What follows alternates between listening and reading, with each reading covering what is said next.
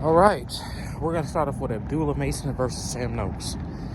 All right, I'm not gonna say like the greatest performance from Abdullah Mason, but this type of performance is gonna gain you more fans. It's probably that type of performance is probably gonna get him a little British fan base, because Sam Noakes wasn't a pushover, and there's fighters out there that are in the same weight division as him tweeting saying he's food, this and that. Sam Noakes is not he's not a walkover task. He came in there to win. Like, he was getting hit by some crazy body shots that I thought he was going to go down from. But just seeing how he carried himself and seeing how he was trying to deal with Abdullah, he was in there to win. He wanted this world title just as much as Abdullah wanted it. Obviously, we know how Abdullah, he's more special than Sam Noakes. I'm not going to say he has more power than him, but he's faster. Sam Noakes, very, very nice timing, because you were able to catch Abdullah with some crazy shots. Now, after seeing that fight, I'm going to tune into another Sam Noakes fight again. Of course, I'm going to tune into another Abdullah fight again. Now, with Abdullah, there's a fight like this, after taking a fight like this and winning, I want to say it's no stepping back. Like, you can't fight the type of guys you were fighting before, because you just beat a pretty solid guy in the division. Now, there's other guys in the top 15. I feel like that'd be good fights for him, but after this type of fight, I don't think you can step back down to just 10-round fights, 8-round fights anymore. And now going on to Bam Rodriguez versus Martinez.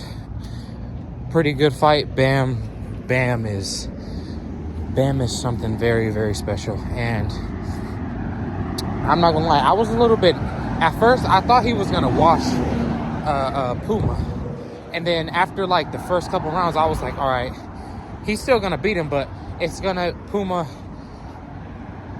doesn't, he wants to win too. But Bam was able to stop him. Bam had a fantastic performance.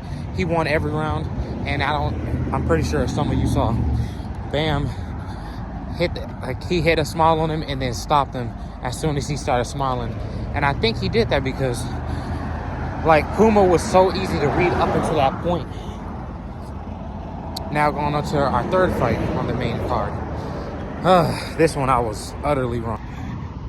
One thing, congratulations to Devin American Dream Haney. I'm not gonna lie, I thought Devin Haney was gonna get stopped, and like I was very certain that he was gonna get stopped. Just because the way he performed against Garcia. Obviously, there's an asterisk because of the pet situation, and then his performance against Ramirez. And then I'm looking at Brian Norman, and I've been following Brian Norman for like 4 or 5 years. He hasn't been having the best performances, but from his most recent performances, I'm sitting there, I'm like, oh, is this the guy that everyone was talking about that had those sparring matches with Tank Davis and Terrence Crawford? Is this really, like, is this the guy?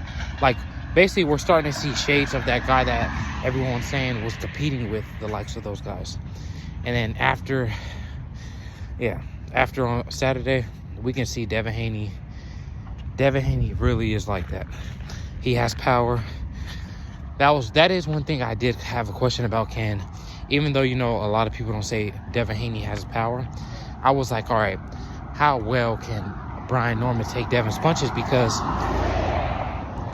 if you seen on Saturday, he touched him like almost every time he touched him, he was able to hurt Brian Norman.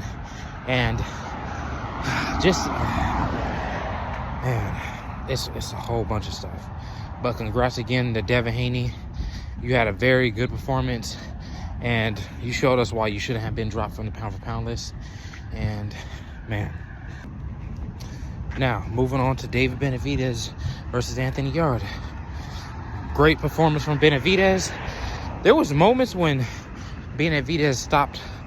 At first, I thought it looked like he was slightly hurt, but I think he was doing that because Anthony Yarde was trying not to engage so many times. Like, obviously, he'll throw a punch out there, but it wasn't like you're trying to engage in this fight. And this is a good win on David Benavidez's resume. He was able to stop Anthony Yarde, and he hasn't stopped This is the first person he stopped at 175. Now, them announcing at the very end that he's going to be fighting Zurdo Ramirez on May 2nd. Crazy, because I thought he was going to fight Dimitri Bivol Beterbiev, but from what it looks like, they're trying to run the trilogy straight back.